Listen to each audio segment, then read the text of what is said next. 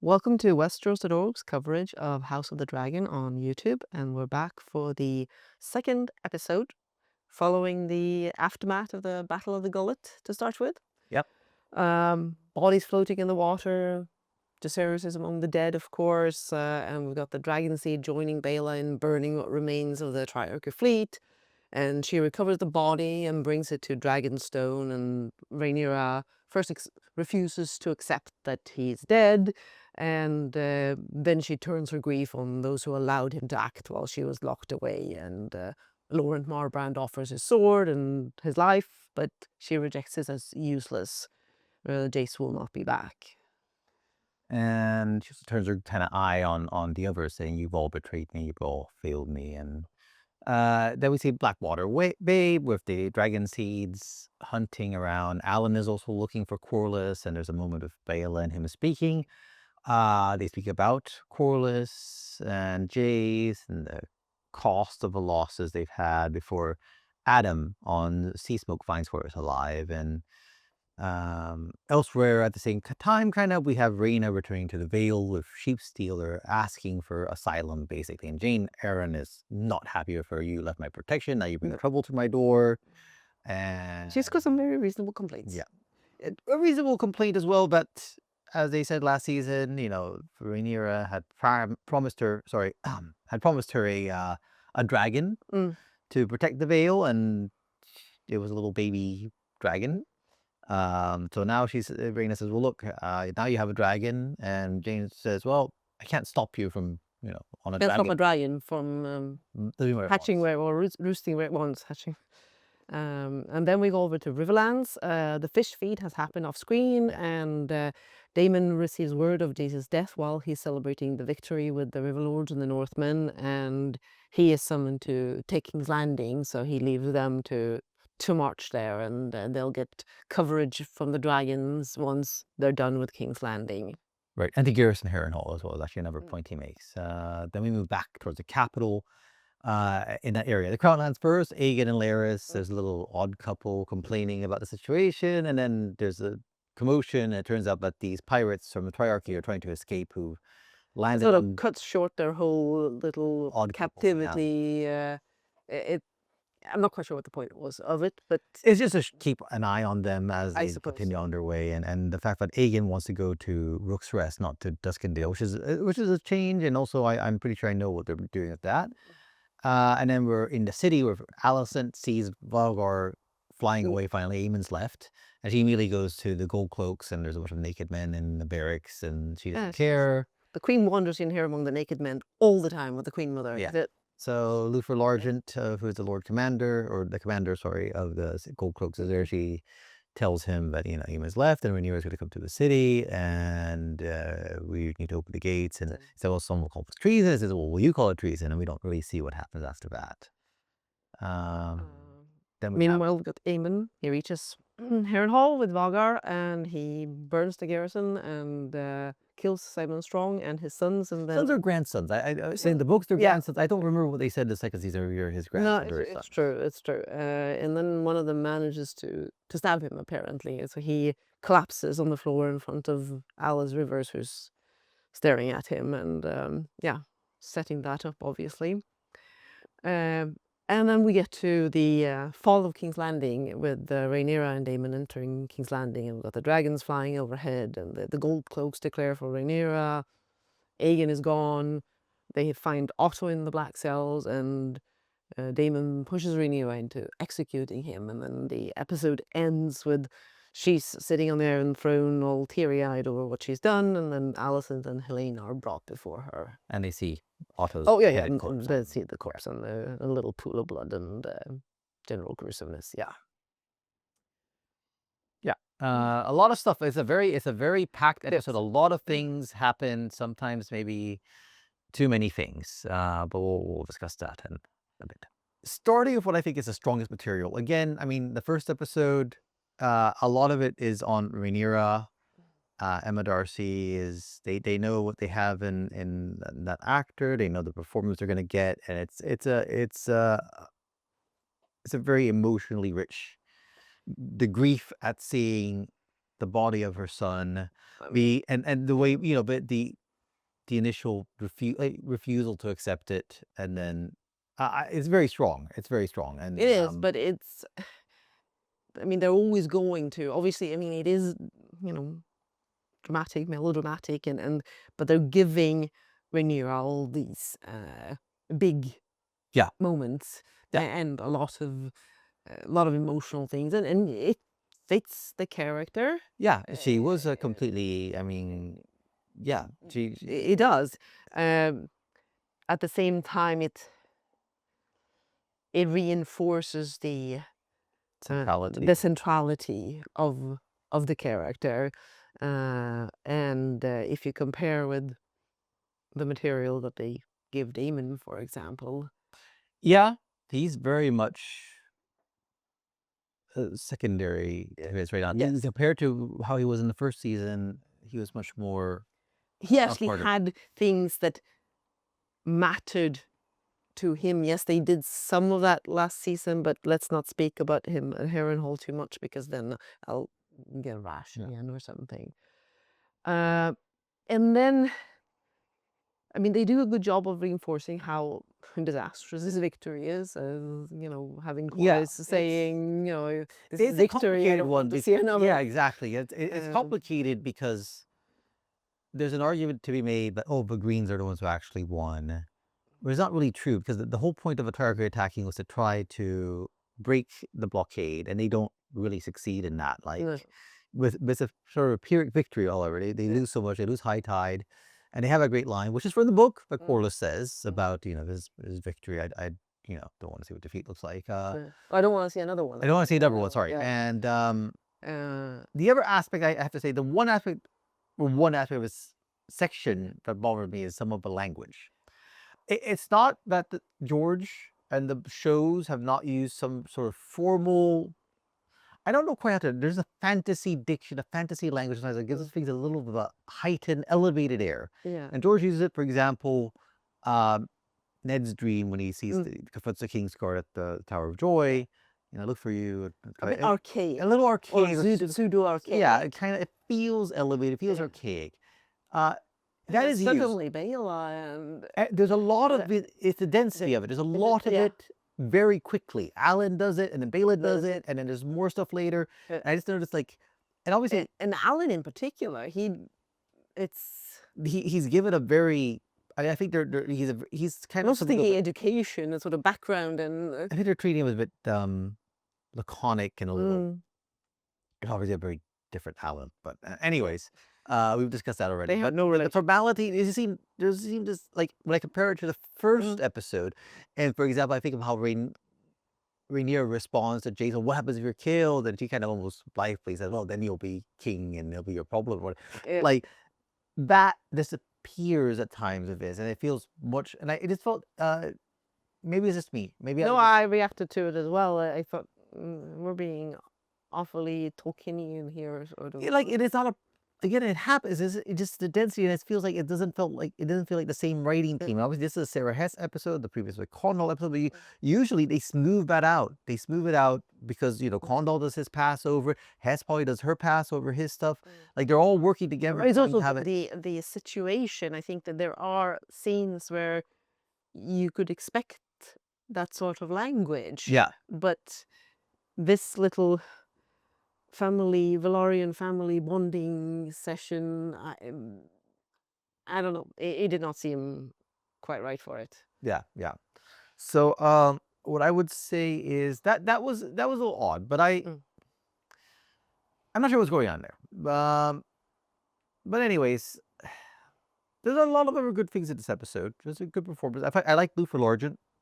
I like the Yeah. performance and so on. There is, but I think the main problem with this episode is, and we hinted at earlier, a lot is going on. Mm. It feels sometimes so rushed. Mm. Um, I mean, it feels even more than the first episode as an end of season, like a yeah, closing. Those two feel like yeah, you have these two very momentous bits. You got the gullet in the previous episode. Here you've got the follow King's Landing and all these little threads that, I mean, both episodes lead up very much to a central point. they work towards the endings, and it felt like that made them feel very much like end of season episodes that had all these little pieces to move into place, and then um, and it doesn't feel entirely cohesive in tone or in pacing. Some of it just feels kind of rushed. I don't know. I like, you know, you got the aftermath of a gullet. We got Rain and the Veil, like a scene and we're done. We got A and Lara's a scene and we're done. Damon in the Riverlands and then Damon like that's more cohesive. The Riverlands is kind of like, oh yeah, we gotta and then away we go. The whole Alicent surrender plot, that side of it, like if it had been the aftermath, the surrender plot machinations with the Dragonstone, but it's you also have to put in Harrenhal and Aemond going there. And then finally conclude the Falk. It's just a very packed episode. I keep thinking like if this had been the finale of season 2 with the gullet happening in previously, like the gullet could have spent more time setting up some of the stuff with Aemon and Harrenhal could have started happening sooner. It wouldn't have to do all that fruit clearing of like reminding people, oh yeah, we're about to set up, right? And then this episode, this finale of season 3 could have had just a bit more, it could have had a little less of stuff, like the Riverlands thing didn't have to be touched on. And it just could have been more cohesive. This is a structural problem caused by whatever happened last season where they didn't want this is not the plan. They had planned 10 episodes. HBO said no, it's not happening. The writer's strike caused problems. So it is what it is. It is. I mean, if you compare this with Blackwater from Game of Thrones, if you're taking a similar. Well, Blackwater was the 9th episode, so yeah, the gullet is that. So it's. Yes, but even so, that was the gullet was less focused because of all the throat clearing. Then sure, they had to do more stuff, spreading it all around a bit more, which cuts into the drama of the big pieces. Yeah. For example, obviously, the Rena material versus Nettles. There's this thing to justify, and Condor said, in it, like we replaced Nettles with her because we have this character who doesn't really do anything, and we wanted to use her, and it was easiest to remove. Yeah, I understand that, like we have to compress and so on, but it leaves this very awkward thing where Rena is this idiot who abandoned her half brothers. Yep. They're not mentioned at all, by the way. Like this is like. I don't know if they want us to forget about them. Yeah. Because, oops, I don't know if they're even going to deal with There it. are going to be people who are not going to remember them, who don't remember that she has one other son by Laenor / Harwood Strong. Yeah. Who are just going to think, well, wow, she's got no heirs left. True. Because they don't mention names. And speaking of not mentioning names, the Riverlands. We still don't know Roddy's name. We don't know the name of the fellow who brought these Northmen. No. So people may think he's a Stark. Alysanne Blackwood is featured, speaks this time. We still have no idea who she is, unless maybe her armor has some Blackwood imagery. I think there might be a tree on it, but it's all very like, we don't even have time to tell you who these people are. They're like, bam, and away we go. But again, they have a lot of people, so I understand that there are issues, and again, that's the reason they made this decision with Nettles. But that one, I don't know. The whole scene with Jane is like, you're just agreeing with Jane, where she's basically really upset with Rhaena. Like, yeah, no, Rhaena has caused a lot of trouble. Yes, and she's so pathetic and like stupid and simpering, and yeah, Jane has that line, something about that, if you leave your senses, if I thought you had any to begin with, or yes, some remark about like, and Rhaena hasn't shown any. No, she really has it. It's a very like, if I was Daemon, I would disown that daughter, because that apple did not even fall in the same orchard as the tree. It bounced off. It is unfortunate, but basically, like, to do this is like, we have to completely assassinate this character. Rhaena doesn't do anything really, is the thing. Like, she goes to Pentos basically with she says, or did she say in the Vale? She says in the Vale. The Pentos thing is a thing where they So well, but later on she does do some stuff with Baela. Yes, she doesn't seem to have the drive that Viola does, but they do plot together to do some important stuff during the Regency. Yeah. So she's not entirely, and she seems to have made some good political marriages later on, and Yeah, they don't. We're not. Yeah, so they don't want to jump too far ahead, no, but yeah, but yeah. character assassination is what I would call it. Political marriage, like I mean, they're good marriage, but you know, they are unusual marriages. Anyways, Damon, who you mentioned, bit mixed here with him. I know you've responded to first off the Oh, way he reacted to the news of Jason's death, and then how he speaks right after he's felt like to you. he's like, I am so shocked by this. This is so devastating, and he's like extremely soft spoken. Yes, I mean he's not. Matt Smith is not somebody who can deliver rousing speeches exactly. And not in that way. He's got B- his voice. It reminds me of years ago, arguing with a fellow about Viggo Mortensen on as Aragorn, and some people who were I uh, remember a former military officer, but idea Marine officer who said like he does not have a battlefield voice, and it's hard to take him seriously. And Matt Smith does not have a battlefield voice, no, but he can be very sharp, and he wasn't sharp at all. It felt like he's almost like he was like almost- please. yeah, he was almost apologizing for his presence, and like I'm probably gonna say that, but felt like he was not demanding or said like no, like this is what's happening. yeah, You're doing it like it was very yes. There wasn't any of that. is This this a isn't direction happening. thing? I don't know what's going on sometimes with the direction. Oh, you know, when he gets back to Dragonstone, and the initial thing is Ulf and Hugh, and Yeah, but that's what you'd they, expect, yeah.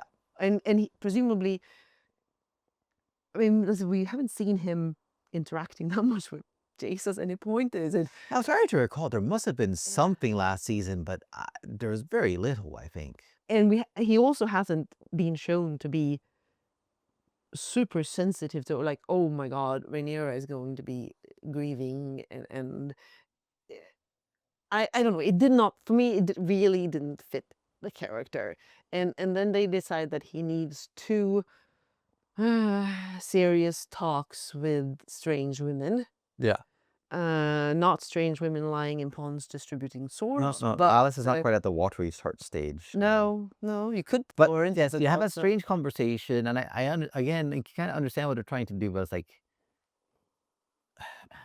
if a person sees visions and is shown to be manipulating things, acting based on visions of the Mm. future.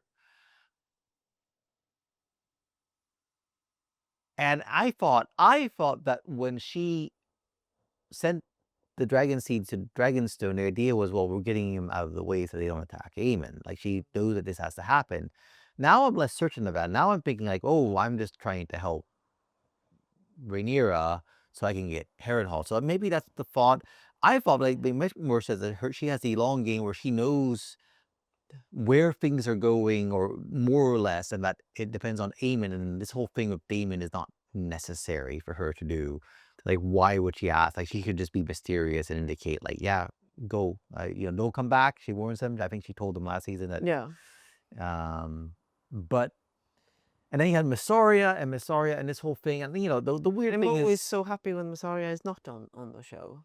yeah, that this whole thing with the last season where the two characters suddenly kissed, and then we found out in interviews that this was essentially an improvisation by the actors at a time when the writers were not able to write because the strike, and they decided to keep it, and it's completely confused some of the things here and made it very odd. And I feel like, Yeah. do they need this when the show Has is so much so else. stuffed with stuff? Yeah, I mean that's part of it. They are happy to give Rhaenyra more things that cut into um, the time For anyone else. for Yeah, anyone else. Yeah, that's part. Yeah, so I don't know. I it's fine. Also, it was nice the conversation at least about Allison and trying to kind of decipher. Well, look, can we trust her? And and Dave was like, she's more of a conspirator and a deceiver. as I was actually thinking when you were saying that about language, these conversations also felt very. I don't know. There's some there. It felt almost modern in some of these conversations. A sort of casual little chat about things. There were some conversations in this episode that felt, It varies back and forth. yeah. It's very there's something in King's Landing as along those lines. But anyways, it's just an odd episode. Like when I think of the episode overall, like to me, I look at the pacing of it. I look at we'll get to the final moments. Um, Ah, like yeah. well, for example, we had the whole prophecy thing, and it's nice to have him switch to Valyrian. It's nice to kind of show Yep. and switch to talk about that vision. There's still a question here about that vision. Which is like, he's used, look, if your father said it was true, but this thing, this darkness in the north, this all ice and fire, this girl in the desert with a dragon at her breast. And it's like, okay, who says that that's your descendant? Like, why are you, like, she's too tired, she doesn't want to fight anymore. Well, who says it's your descendant? Like, that Mhm. question never comes up. So they're trying to give her this whole, she has to do it because of the prophecy. Yeah. But it's her choice to believe the prophecy is about her and her descendants and not about Aemon's descendants? Aegon's descendant, Aemon's His descendants? descendants. Aegon will have a problem. Well, but Oh no, yes, yeah. but there's the daughter. Yeah. So it could be like Yes. so that's a part of it. So it feels like they want to say it's not about they were trying to mitigate what is ultimately a conflict over the rights and ambitions. Yeah. And they By don't say- want to, they have never wanted to really buy into the fact that Rhaenyra has this, like, I was raised for this, it is my right, and I'm going to fight for my right. And once it starts getting ugly, and once, revenge and all these pieces enter into it, they'll kind of go there a little bit with, end of first season, Rhaenyra sort of, no, it's war basically. And then, except I'm still friends with Alicent, Yeah. and I can't be mean. And then now, okay, we have to go and take King's Landing, except no, why? My sons have died, and I don't really want this. It's not worth anything. Oh, but the prophecy. And then she has to do it. Yeah. So King's Landing, to me, some good bits, but also just strange bits. Obviously, we have the whole Alicent surrender plot. So it's good that the way they have her, as soon as Rhaenyra is gone, she's starting to move the pieces around and using Helena and her status as the actual queen to get the walls unmanned and so I on. feel that there's an oddity sometimes in how they are interacting. Like, Helena is, and maybe it's supposed to fit in with her having her visions and so on, because she's being almost a little I told you so-ish with Alicent sometimes. There's a odd sort of Yeah. No, they play her as kind of off kilter. Like she doesn't see yeah. this is the way everyone else does, and like you have this whole thing where the last season where they have her, mentally communicating with Damon from a distance, and then and seeing all this vision of stuff, and like it's a very it's not really how prophecy and such is No. works in George's. Like people having vision, like it's better to look at something like Melisandre looking at the flames and kind of trying to Interpret things. interpret things, Yeah. and then like this it's just odd, but it's well done. The performances are good, but on the other hand, what I did not like, I very strongly dislike. It's probably my most disliked part of this episode is the Jasper Wild thing. Totally left field. I do not understand Totally why. unnecessary. Totally, I do not understand why that was needed. No, what was it supposed to do? The only thing it does that I liked is that Grand Maester Wall comes in, interrupts it, and says, I saw what I saw, you assaulted the queen, you're going to jail. Yeah. And then he tells her after, I don't know what you've done, but I fear something desperate. And then they use that again. Weil is a really interesting character. He's one of the sources of the histories.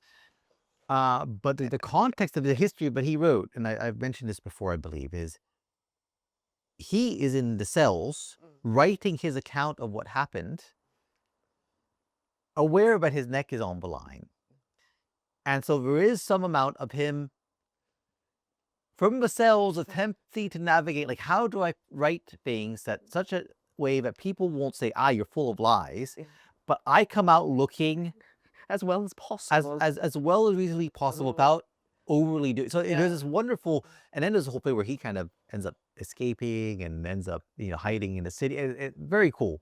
Doesn't end well for him, but it's a really cool story with George kind of Fritter. But so I like the performance. I like what he's done, and But that, yeah. but the Jasper Wild it's just out of nowhere him deciding I'm gonna rape the It's queen just like because like I know we're gonna lose. Like, shouldn't he be trying to escape? that might have been a better idea, to be honest. It's just very strange. Like, I don't know. I don't. No. It's And then the whole fall of the city itself is look. We'll get into the changes, but it's oddly staged in part because they have changed the facts of it. It's not just because there's no resistance really, and well, very there is some resistance, but it's like there's overwhelming force that comes into the city, Yeah. right? And it's not just Rhaenyra and Daemon landing in the courtyard and coming in. all right, we're taking this castle And now. he kills like 6 guys. It's a very cool fight scene where he kills 6 people single-handedly, but it's just odd, right? And there's this long bit of him just walking down the hallway. It looks like they basically,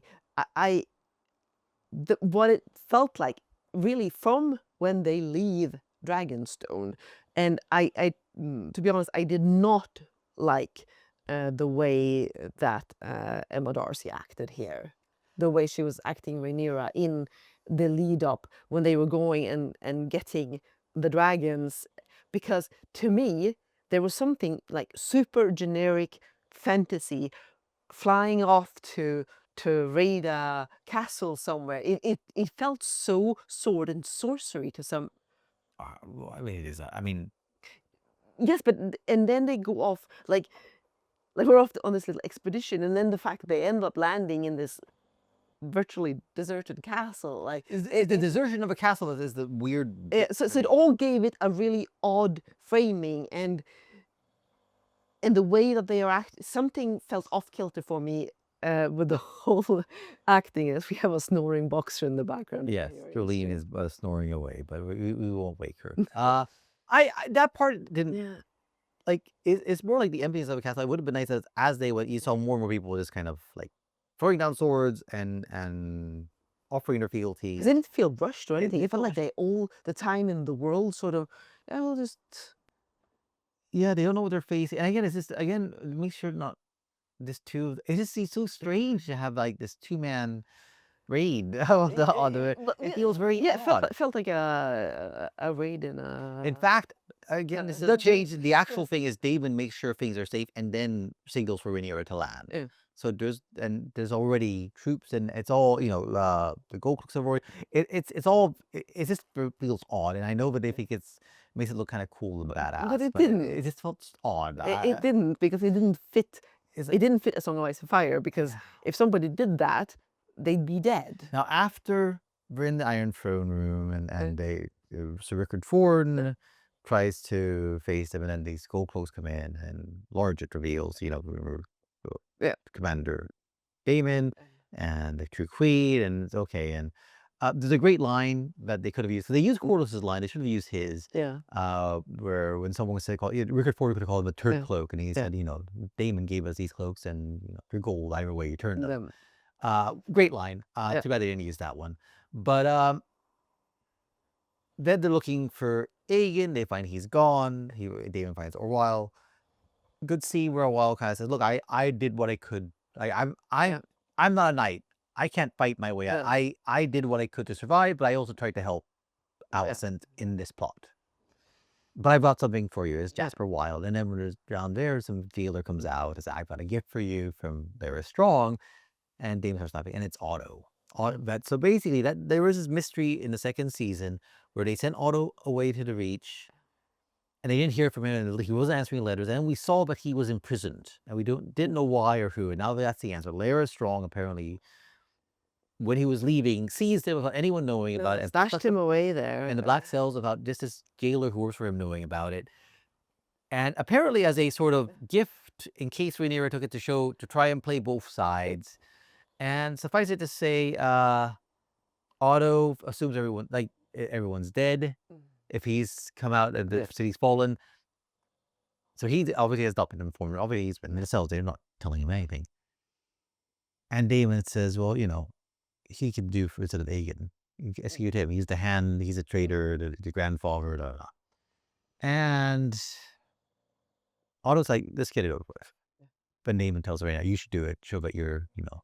And she admits, she drew her sword when they fought. It's quite clear, like, she doesn't know. She's not trained. She doesn't really know what she's doing. She But has that feeble woman's body and no training. And yeah, I mean, it's fine. Like, Rhaenyra wasn't trained to No, fight. She wasn't a fighter. So so her doing it. It's it like, makes what it else could she even do? stranger for her to be there with Damon invading the city. That is a question. Like, why? It's one thing to be on her dragon, but flying the dragon in there, Like, dismounting, and Hugh would. like, what are you doing there? Yeah. What's the point of you? Yeah. I mean, Hugh at least was a smith. He's a big guy. He could. Yeah. If you raw, at least it's very odd. It's just that they use this approach. And also they use. I got very thrown, and I guess it's a spoiler for a future episode, and I don't quite know what's going on. But I believe there's an image from a future episode of Damon dressed in a gold cloaks outfit. I don't know what that's about. Well, I guess I do now that I think about it. But anyways, but I had assumed, but That was they part were- of the infiltrating and like he was gonna contact Large and find out. Oh well, Alicent's already, and I'm ready, and they're gonna. yeah, But they didn't do that. They did this sort of badass two people go in and deal with it. It's just very good job of her finally him giving her dark sister and her kind of stealing herself and then doing the thing, botching it badly. Like she's already in tears, like just not running down her nose. Like the stress of it is so too much. And she shuts her eyes. yeah. And Otto's been slashed across the back and is buried in his back, and he's in agony. And she manages a second one. And Damon, the interesting thing about the way he behaves, obviously he's clashed with Zarya, and he's kind of questioned the relationship, including, I think, intuiting that there may be something romantic or sexual going on as well, because Missoria and and Oh yeah, that not everything is about you, Damon. That's yeah, which is a little cliche, but nice Linda Ronstadt reference in this. But basically, he's needling her about it, and her reaction to it shows that he's on the mark. I think, but there is something more, because this is the thing the actors threw in, and the writers decided to go with it. But in any case, is he setting her up a little bit to kind of mess it up and remind her that you need me? It's a bit odd because the last season ended with him being, I'm completely dedicated to you, and because this prophecy and this vision I saw that shows me that this is the future, this is what's going to happen, you're going to queen. I can't tell. And it's or he's testing to see, as in basically, well, you need to be able to handle this if you're going to be the queen. We have to set it up. But with a lot of agony and angst, and he's like, okay, well, and then he very neatly just kind of takes a sword and cuts off just Jasper Wild's words and head at the same time. Overall, I don't know, a lot of strong images, strong moments, performances, but the fall King's Landing should be one of the great reversals of the dance, one of the great events, and it feels so compressed and so heavily reshaped to center Alicent's betrayal. And then because they didn't want to land troops and have troops marching in, they didn't want to have the Gold Cloaks already committed to Damon, and Damon knowing this and being ready for. So you have this two-man thing, and I know I just can't keep thinking back to the first season where Sarah Hess is okay, wouldn't it be kind of awesome if Rhaenys burst out of the dragon and resonated around, and like, would it not have been like, that's awesome, and let's do that. I feel like this is awesome. Yeah, well, how about them doing a two-man raid? Two-man raid. It just feels. But look, on the positive side, this is the end of the third season. But we're now going to start with the first season, the proper the first episode. season, The third season, sorry. Yeah. We're going to start with the new season properly with this next episode, which will be very cool because it will be something we haven't seen since. When's the last time an episode that was entirely focused on like a single place and storyline? I don't know if House of the Dragon has done it I don't previously. think they have. And It was Blackwater was basically but all just the Blackwater. uh, Um, were there any others? but yeah, by all accounts, this is what this next episode does. So I'm looking forward to that one. Yeah, I think that one will also have some interesting things. So we will see. I liked some. I liked some of the dragon imagery. Yeah, the dragons are cool. The dragons are always That very cool. that's what I'll say to sort of sum up my review. I liked some of the dragon imagery. Yeah. Okay, and then we'll discuss. I think we'll just discuss some of it, briefly go over some of it. Things that are changed that we haven't discussed already. Jesus' body not recovered. It said it was lost. Swallowed by the sea. Yeah, strongly implies it's never recovered. I presume Triarchy guys who wrote about it afterwards or who were captured gave the full account, but he was shot several, or maybe other people from the Valorian fleet saw it and so on. Corlys, as we mentioned, was not thrown overboard. He's fine. He's fine. As we discussed Rhaena and Nettles already. That and the whole veil thing with Lord Morbrand. Ah, Actually, yes. of the Queen's Guard. Yeah. So he blames himself for failing, offers his life. He initially says no, but when she leaves, she said let him choose how he wants to die. So she's decided, yes, he's gotta die. Yeah. Done dirty. Not disgrace, not executed. He becomes the Lord Commander of the Queen's Guard. Good. And later will die fighting for Rhaenyra. I won't say more about that, although you probably know. But anyways, yeah.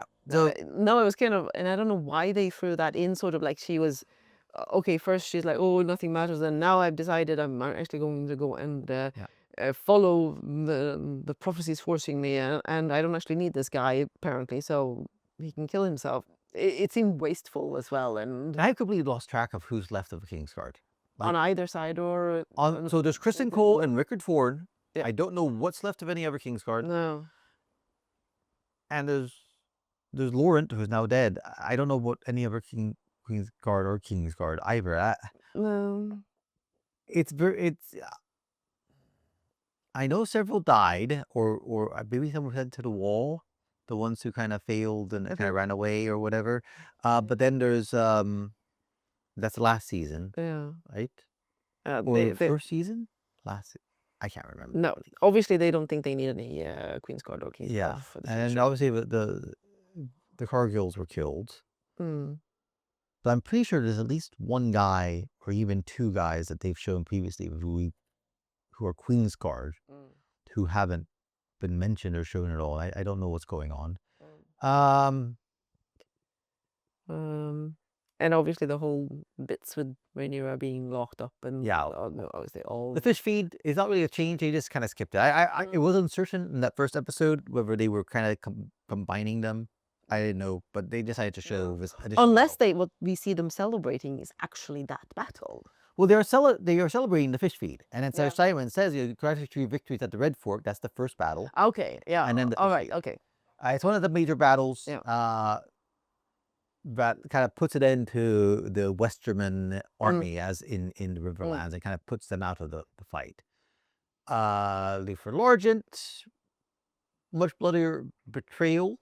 It is his second in command who calls him a turncloak. That second in command is Gwaine Hightower. Who is nowhere to be seen. No, he's he's Yes. Kristen Cole, but they moved him out of there, which I think is fine. It gives that side of things. Oh, Cole, and then it's like oh, Harrenhal, and hey Harrenhal. Yeah. The Falkey's landing. So the big change is it's not just them landing. Corlys's fleet lands troops. Troops are entering for all the gates. One gate, some Hightower and Targaryen guards kind of hold out for a while, but it doesn't matter. It's kind of fruitless because the rest of the gates are open for them and they're pouring in. Largent and the Goldfolks don't immediately betray them. They kind of clear things, and then Rhaenyra comes in and does her whole thing. Yeah. Yeah, and Tywin Lannister is there, Otto is there, Jasper Wells there. Larys Strong does escape with Aegon. By the way, Aegon is actually there initially, but as the city is falling, or he's spirited out by Larys Strong. So they've moved that quite a bit earlier. And isn't on this coast road where they're, stopped and taken over and going to plastic. They're changing that whole story there. Alice had betrayed everything. The histories are that The histories are apparently very confused. she had the gold hooks man the walls. Which they can say, oh well, that's because she knew they were gonna, she closed the gates. She sent riders after Aemon to try and get him to come back. Uh, Jasper Wilde attempted to assault her. It's never. He's disinvented. I don't know why. I don't really get that one. Especially since, I mean, Orwell would definitely have had that in the chronicle if he They had saved her from being raped by Iron Rod. Yeah. Yeah. It's not. It's a loose adaptation, loosely inspired by Fire and Blood. There will be things that have the same names and roughly the same shape. The context is completely different. Otto was not imprisoned. He obviously is imprisoned after, but yeah. But he is executed. Yes, he is. Yeah. He is executed. He is the first to be executed, actually. So as he predicted, I think he kind of says this. You know what else has changed? Harrenhal has changed a bit.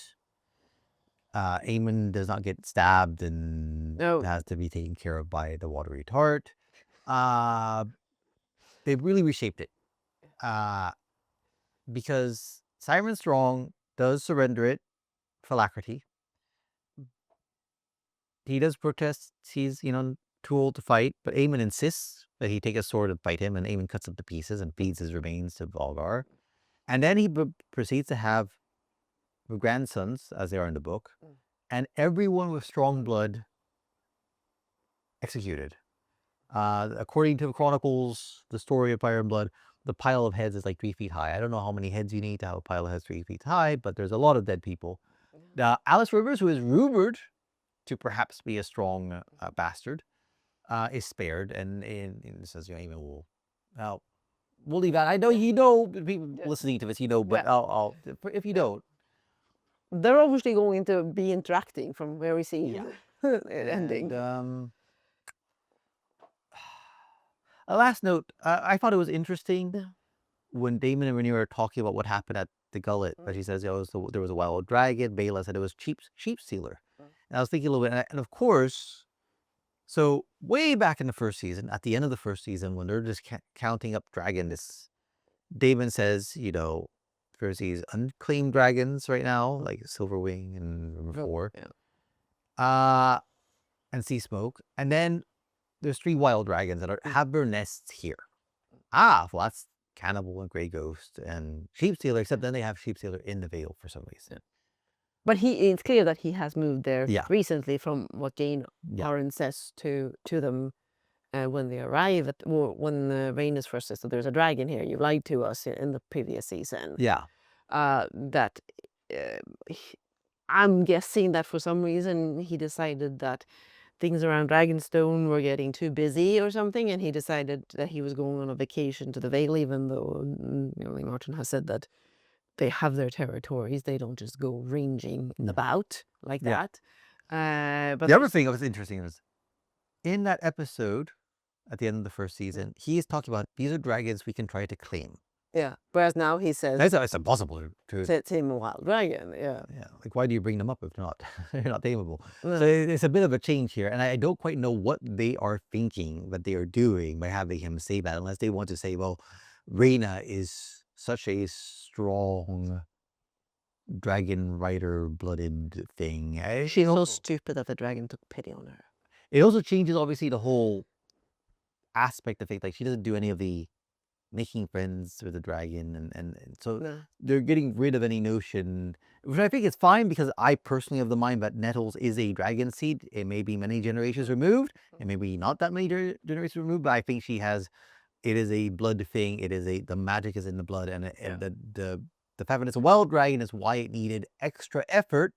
But I don't think someone without that blood could, short of having a magic horn, could do, or being a warg maybe, could do it. So we'll see. Yeah, an interesting episode. Some good bits. The Jasper Wilde thing. I don't see why that was needed.